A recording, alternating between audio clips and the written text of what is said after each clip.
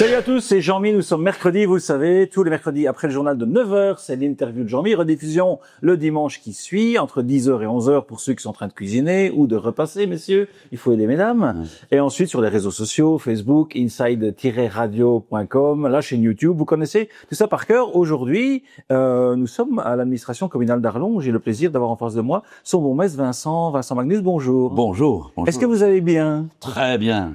Alors, on va passer un bon moment ensemble, j'en suis certain. On va parler un peu de vous et surtout de la ville d'Arlon. Ces 20 minutes vont être jalonnées entre son histoire, les grands projets. Mais d'abord, Vincent, il faut que vous vous présentiez dans les grandes lignes. Alors, je sais que vous êtes amateur de chiffres, de vélo, de chocolat, mais pas que. Le Vincent Magnus que j'ai en face de moi, il est natif de où? D'abord, oui, je suis né à Anderlecht, mais je suis à Arlon depuis mes 12 ans, puisque j'ai commencé mes humanités ici à Arlon, chez les frères, et donc j'ai après été quelques années à Namur, puisque je suis licencié en droit, oui. Et puis j'ai fait une année aussi au Collège d'Europe à Bruges, une année de droit européen, et puis toute ma carrière professionnelle, je l'ai passée dans le monde de l'assurance. J'ai aussi eu le plaisir de présider pendant quelques années la chambre de commerce avec ma copine Bernadette Thény, oui. Que je salue d'ailleurs, voilà, et voilà, j'ai aussi été président de mon association professionnelle FEPRABEL, et puis voilà, je me suis mis en politique une fois que mes enfants avaient fini leur cursus et ils avaient quitté la maison. À ce moment-là, je me suis dit, mais tiens, je pourrais peut-être m'intéresser à la politique. Ah, donc elle n'était pas dans les gènes, on va dire, Elle n'était pas dans les gènes, même si j'ai un oncle qui a fait beaucoup de politique, mais non, elle n'était pas vraiment dans mes gènes de mes parents.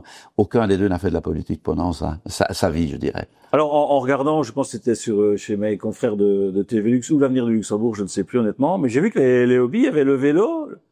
Alors le vélo, bon, d'accord, vous faites du vélo, beaucoup, c'est ça. J'ai vu le chocolat. C'est lié à Bruges par rapport à ce... Non, pas du tout. D'abord, le vélo, oui, j'essaye quand il fait beau et que je ne dois pas aller loin de venir à vélo de la maison. Alors, j'ai pas énormément de mérite. Certains diront que je ne vais pas très loin et je suis en vélo électrique. Mais enfin, bon, voilà, ça fait quand même du bien. Et voilà, le chocolat, un petit peu comme tout le monde, oui. Mais je n'aime pas que le chocolat.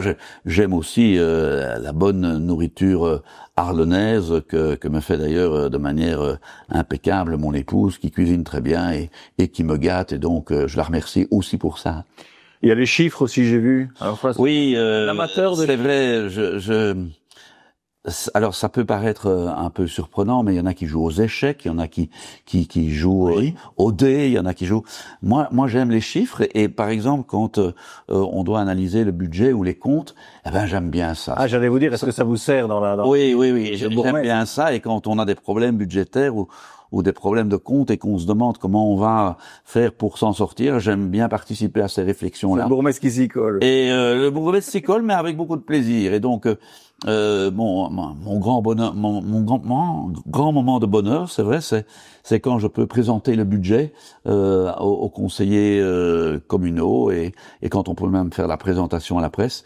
J'aime bien présenter cela d'une manière didactique et on me dit qu'on comprend, donc je suis content. Et donc vous êtes en charge du budget au sein du collège final. Je suis échevin du budget et des finances. On a parlé de vous. Et maintenant, j'aimerais qu'on s'intéresse à cette ville qui est déjà une histoire. Donc, on peut peut-être commencer par là, brosser pour ceux qui ne connaîtraient pas en détail Arlon, on va dire, parce qu'Inside Radio, ça va jusque Wavre à peu près, après le Findel au Grand-Duché, Liège, et vers les contreforts de Thionville. Donc tout le monde connaît Arlon, mais son histoire, c'est quoi? Oui, alors son histoire, c'est une histoire qui a démarré à la période romaine, la période gallo-romaine, et donc on est très fiers de ça, puisqu'on a encore des vestiges de cette période romaine. Vous savez, on a encore 2 tours, et on sait qu'il y en a une 3e qu'on a déjà pu découvrir, mais qui n'est pas encore mis en valeur. On a donc 2 tours romaines, bientôt 3 tours romaines. Arlon était donc une cité, un vicus, comme on disait, à cette période, avec un rempart qui faisait environ 800 mètres, et donc à l'intérieur de ce vicus, eh bien la vie romaine était très très active. On a d'ailleurs encore par des nouvelles nouvelles fouilles archéologiques, pu découvrir qu'Arlon sortait aussi de son vicus et lors de travaux, par exemple à la rue de l'Assommoir et même sur la place Léopold, on a découvert des éléments encore de cette période gallo-romaine. Quand on creuse à Arlon, on trouve quelque chose.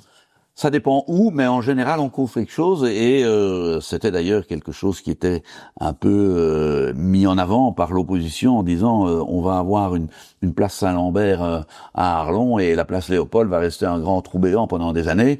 Ça n'a pas été le cas parce que, et je veux le souligner, parce que je crois qu'on ne le souligne pas assez, l'agence du patrimoine, la WAP, sont des gens sérieux qui travaillent sérieusement, et donc on nous avait prévenu qu'il fallait autant de semaines pour découvrir ce qu'on allait découvrir, et ils ont vraiment fait un travail important pour la mémoire d'Arlon. Et puis on se sert aussi de ce passé, parce qu'il y a sur la plaine des Manœuvres, il y a le je sais pas, c'est pas le festival, mais et oui, gallo-romain. Gallo-romain, le week-end gallo-romain, c'est vrai, et ça attire toujours énormément de monde. Mais Arlon, ce n'est pas que ça s'est développé évidemment au fur et à mesure des années. Elle a eu aussi des incendies très importants au XVIIe, au XVIIIe siècle. On a eu une histoire qui est passée par une période hollandaise, une période française, une période espagnole, et donc on a des traces de tout ça dans notre cité, et ça fait bien plaisir, ça me fait plaisir en tout cas de pouvoir être bourgmestre d'une ville qui a une si belle et si longue histoire et si riche histoire, et donc ça mérite aussi d'être mis en avant, et ça a aussi été tout un combat qu'a dû mener le bourgmestre de l'époque. Ça on rappelle certains combats que je dois parfois encore mener aujourd'hui, lorsqu'il s'agissait de déterminer qui allait être le chef-lieu de la province de Luxembourg. Vous savez, il y avait Arlon qui était là, oui, parce qu'elle était proche du Luxembourg. Nous formions un seul pays, et en 1839, eh bien, ce qu'on appelle le traité des 24 articles, eh bien, a décidé à un certain moment que on pouvait envisager Arlon comme chef-lieu de la province, mais d'autres se battaient aussi pour ça, comme Saint-Hubert, comme Neuchâteau, voulaient aussi être chef-lieu de la province, et les Arlonnais ont fait de très très gros efforts à l'époque. Je le rappelais lors d'un dernier conseil communal. On a dû, le bourgmestre de l'époque, le conseil de l'époque, avait construit une maison communale, et puis ils ont dû la céder. Enfin, ils ont voulu le céder à la province de Luxembourg pour pouvoir y mettre toutes ces institutions, et eux faisaient conseil communal dans un appartement, raconte-t-on. Donc voilà, je crois qu'on a fait de gros efforts, et on doit parfois encore se battre aujourd'hui pour rappeler ces efforts qu'on a fait pour pouvoir être chef-lieu et mériter d'être chef-lieu de la province de Luxembourg. Puis maintenant, j'avais noté dans les notes de préparation, le Grand-Duché n'est pas loin, donc il doit y avoir peut-être une croissance démographique qui est là. On touche un mot là-dessus peut-être, avec le nombre d'habitants, la croissance, la multiculturalité. Alors la croissance démographique, elle est là depuis des années. Nous avons environ 200 personnes, 200 ménages, en plus chaque année. Donc c'est une croissance continue qui est malgré tout importante, même si en pourcentage n'est pas là, mais 200 ménages en plus, et 200 appartements et maisons, 200 logements en plus, même si on a aussi malheureusement qui nous quittent. Et donc c'est une ville donc de 32 000, un peu plus de 31 000 habitants maintenant, en croissance continue, avec je crois une difficulté. Vous parlez du Luxembourg, c'est évidemment une opportunité pour nous qui est formidable. Oui. On se réjouit que 70% de notre population active travaille au Grand-Duché de Luxembourg, donc c'est un chiffre très important par rapport évidemment au reste de la province, mais c'est aussi parfois une difficulté pour les Arlonnais qui ne travaillent pas de l'autre côté de la frontière de trouver du logement, et je crois que ça c'est en tout cas un des problème majeur de toutes nos communes frontalières, c'est le prix du logement, et la difficulté pour certains de nos citoyens de trouver un logement à prix abordable. On touche un mot avant de faire le deuxième break, si vous le voulez bien, sur le tourisme. Il y a une maison du tourisme à Arlon, il y a une très maison active. Du tourisme. Alors la maison du tourisme, celle-là, elle regroupe plusieurs communes. L'office du tourisme, il est arlonnais, et il est très bien géré par un échevin qui est en charge de cela, et on a une équipe particulièrement dynamique.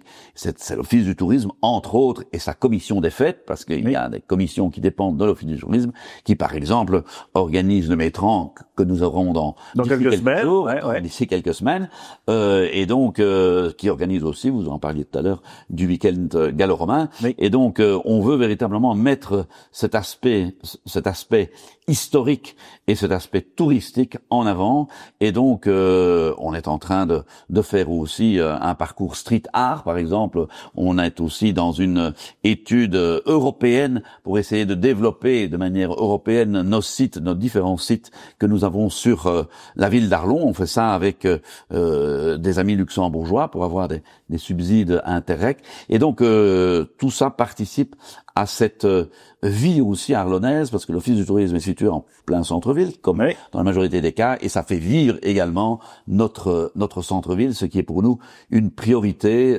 parce que nous avons une responsabilité, pour moi, historique par rapport à l'histoire d'Arlon dont on vient de parler.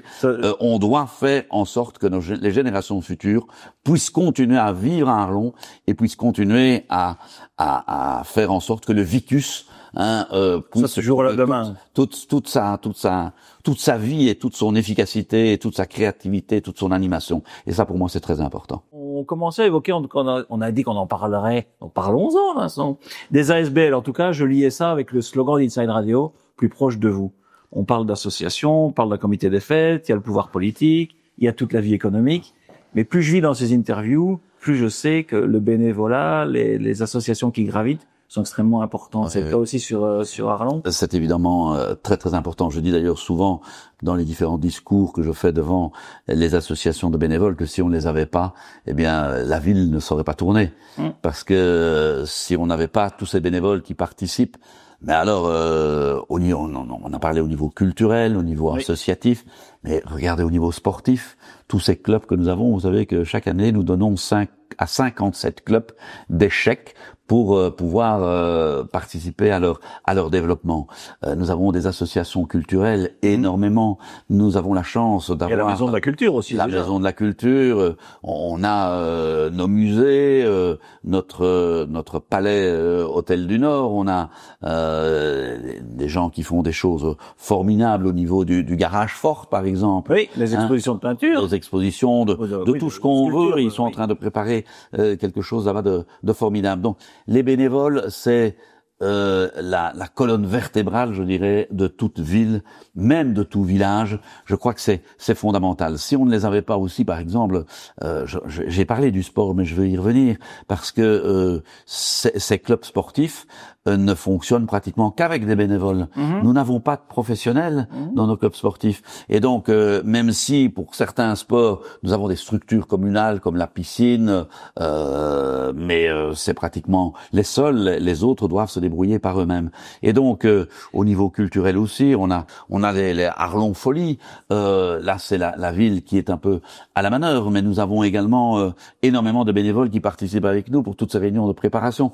Donc, on a parlé du week-end gallo-romain, mais toutes ces structures, si elles ne vivaient pas avec des bénévoles, ça ne pourrait pas fonctionner.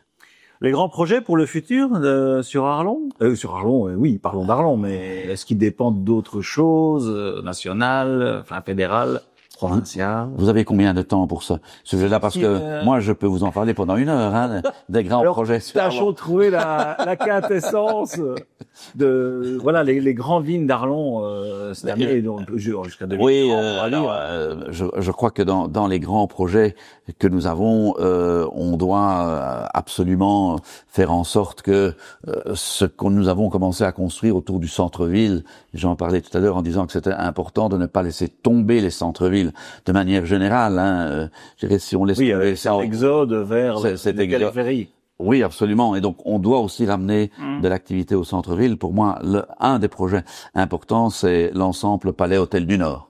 C'est un projet où nous avons pour l'instant des espaces vides de plusieurs dizaines de mètres carrés en plein centre-ville. Oui. Je trouve que c'est gaspiller de l'espace public. Ça ne va pas, et ça fait des années que nous essayons de trouver des subsides. On arrive tout doucement à la fin de cette période de chasse aux subsides. Le projet est pratiquement ficelé. Nous devons d'ailleurs encore le proposer et le présenter au conseil communal de manière globale. Mais ça me semble être un projet particulièrement important. Nous avons l'Hydrion aussi, où on va faire un parc qui va être tout à fait exceptionnel, de 27 hectares, qui sera dédié à la nature, qui sera dédié au sport, qui sera dédié aux loisirs, avec des choses que vous allez voir qui vont véritablement vous étonner. Et puis il y a des grands projets aussi. Vous savez que nous devons reprendre la maison de la culture, et donc on a d'énormes travaux au niveau de la maison de la culture. On doit également réfléchir au logement.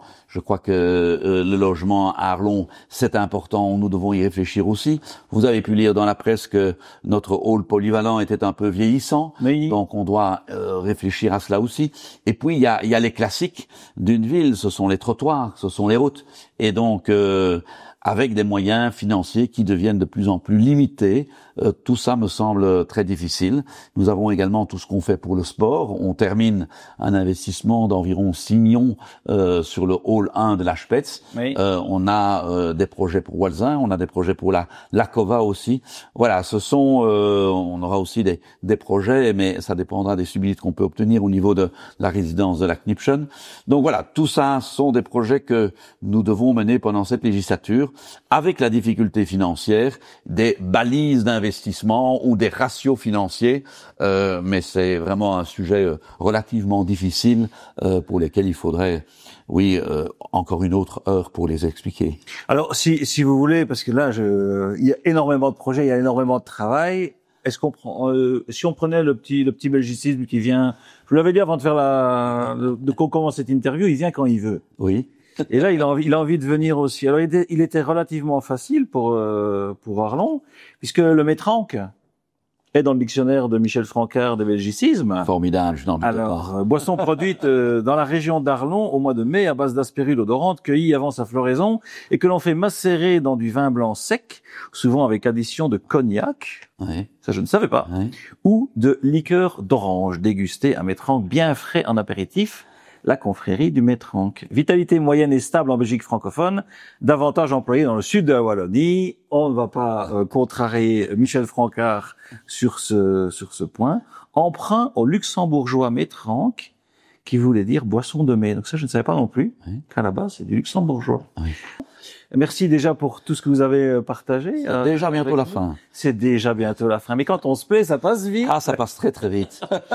Donc là, on a parlé de plein de choses. On a parlé de l'histoire d'Arlon, de la croissance, de l'apport du Grand-Duché, des grands projets. On donne quelques grandes dates pour ceux qui voudraient venir sur Arlon au cours de l'année. C'est quoi les grandes dates? Il y a La grande date à venir maintenant, ça va être le métranque, donc c'est le 23-24 mai. Donc ça, je crois que c'est la date arlonnaise. On a eu, mais c'est déjà passé, les arts lunaires. Oui. On a eu également le carnaval, qui est également très très important à Arlon. Si on a évoqué la plaine des manœuvres avec avec les week-ends gallo-romains, ça c'est pour en septembre. On a aussi la Lux Fashion Week qui attire chaque année énormément de monde, et c'était vraiment quelque chose qui à Arlon a beaucoup de succès, puisque c'est plein tout de suite. Et puis on a Arlon Folie pendant les vacances, c'est 10 jours d'un festival où il n'y a pas seulement de la musique, il y a la musique, du théâtre, enfin voilà, un petit peu avec des spectacles pour les petits, les plus grands, pour les enfants également. On vient aux enfants, on a parlé sport, on a parlé culture. Comment on fait s'agencer tout ça? On parlait des ASBL et tout ça. Moi, je prends pour du maïzena dans la sauce. Oui. Pour donner du liant. Comment est-ce qu'on donne en tant que bourgmestre, collège final et homme politique, on va dire, comment est-ce qu'on amène les enfants à la culture, au sport? C'est quoi les leviers qui sont existants en 2025? Je crois que le levier principal, c'est l'éducation, c'est l'école, c'est les parents. Et quand les parents aiment quelque chose, ils essayent de le faire partager par leurs enfants. Donc, nous avons un système, on n'en a pas encore parlé, mais scolaire, vraiment très très important à Arlon, avec de très bonnes écoles communales, des écoles du libre, des écoles supérieures. On a même l'université qui est ici à Arlon grâce à la présence de l'ULiège. Donc l'ULiège qui d'ailleurs va avoir son siège juste en face. C'est peut-être un bon signe de la maison des jeunes, puisque nous allons construire une nouvelle maison des jeunes dans un ancien bâtiment. La construction est en cours, donc c'est plus un projet, c'est une réalisation, et que nous allons inaugurer, j'espère, dans quelques mois. Donc la jeunesse, le sport, tout ça fait partie de la vie des Arlonnaises et des Arlonnais. Et la jeunesse est vraiment une valeur, je dirais, sur laquelle on doit évidemment compter. Dans toutes les manifestations que nous faisons patriotiques, nous invitons des jeunes. Donc c'est vraiment très très important ce devoir de mémoire que nous avons et qui est fort développé également par notre échevine maintenant, Patty Schmidt.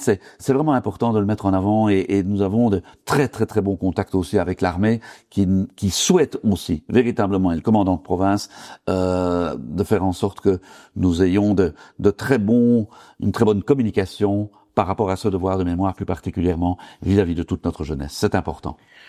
Si c'était à refaire, les bons moments, voilà, il y a des mandats politiques, vous avez dit des mandats d'administrateurs.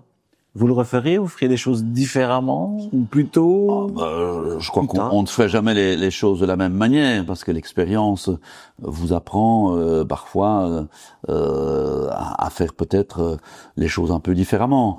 Mais si c'était à refaire, oui, je le referais. Je crois que le plus beau mandat politique, c'est celui de responsable de sa commune.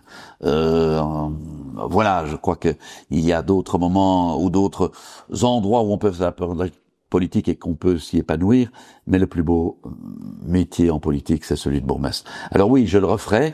Il y a eu des moments très difficiles, il y a des moments très douloureux, et donc je pense plus particulièrement à une de nos citoyennes qui avait été tuée ici sur place à Arlon, et donc il y a des moments très douloureux. C'est sans doute le moment le plus douloureux de ces 12 ans que je viens de passer.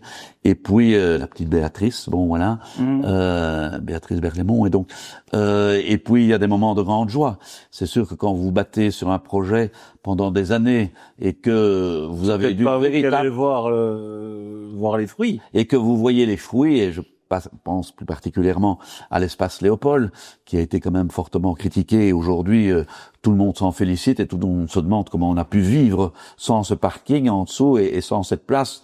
On regarde la mobilité et la démographie croissante à Arlon. Voilà, et quand je vois mes petits enfants qui disent Palou, puisque c'est mon nom, on va aller se promener sur la place Léopold, je suis content de les voir avec leur petit vélo. Et Palou est fier. Et Palou est fier, Palou est content, et voilà, on se dit qu'on a bien fait de continuer à résister, et voilà. Vous avez un petit devoir de sortie, mais je vous laisse cogiter là-dessus, c'est choisir la chanson de sortie comme cadeau aux auditeurs. Le belgicisme est arrivé un petit peu plus tôt, n'est-ce pas? Mais j'ai la citation du jour qui vient aussi quand elle veut, elle arrive. Il faut trouver de qui c'est. J'ai bien pleuré 3 litres de larmes. J'étais en train de me lyophiliser. Je me mis à paniquer. Je pleurais surtout du côté droit, mais j'avais peur d'incliner la tête pour ne pas passer les larmes à gauche. Alors l'indice, il est à la fin de la citation. Parce qu'au début, on pourrait se dire c'est un poète, c'est un écrivain. J'ai bien pleuré 3 litres de larmes. J'étais en train de me lyophiliser. Je me mis à paniquer. Je pleurais surtout du côté droit, mais j'avais peur d'incliner la tête pour ne pas passer les larmes à gauche. C'est un Arlonnais qui a écrit ça. Un Arlonnais qui a écrit ça. C'est Jean-Luc Fonck. Ah! J'ai été chercher du local. Oui, c'est très bien. Oui. Alors, je sais pas s'il faut l'interpréter de manière politique, mais ah non, je l'avais pas vu comme ça, par contre. Je l'avais vu dans la finesse des. Non, mais Jean-Luc est venu très très souvent à Arlon. Et il était le grand copain de Philippe de Bernardi, qui a tenu Parc Musique, n'est-ce pas? Notre disquaire bien connu. On le salue. Oui, on était d'ailleurs ensemble en classe chez les frères maristes avec Philippe. Et donc Jean-Luc Fonck, avec qui moi je n'étais pas ami à l'époque, mais a dû tourner autour de nous quand j'étais à l'école, sur les bancs de l'école, et voilà. Mais c'est une très belle citation. Vous n'êtes pas obligé de choisir du Stella pour la chanson de sortie, ceci dit, Vincent. Non, vous avez été très sympathique et vous m'avez dit que j'avais ce challenge-là juste avant notre interview, donc j'ai eu le temps quand même de réfléchir à ça. Et l'autre jour, j'entendais cette superbe chanson de Cabrel, La Corrida, et je trouvais que c'était tellement bien dit. C'était une chanson, mais c'était à la fois une poésie. Et voilà, j'aime et la musique et les paroles. Même si je suis viscéralement attaché, bon, c'est un peu ma génération, mais à Johnny. Je suis un fan de Johnny, et donc j'aime tout ce qu'il a fait. Et voilà. On écoute La Corrida. On écoute La Corrida. Sur le magnifique album Un samedi soir sur la terre, début des années 90, hein, je pense. Oui, comme ça. Jusque-là, je n'ai pas poussé, mais je pense qu'on a connaissance. Donc, écoutons La Corrida, allez réécouter ce magnifique album. Vincent, merci beaucoup. Merci à vous. C'était un plaisir. Encore tellement de choses à dire, mais ce sera pour une prochaine fois. On se revoit dans 6 mois. Allez, d'accord. Quant à moi, je redisparais, comme chaque semaine, pour mieux renaître, tel un phénix la semaine prochaine. Et d'ici là, mes chers auditeurs, comme d'habitude, quoi que vous fassiez, faites-le bien. Ciao.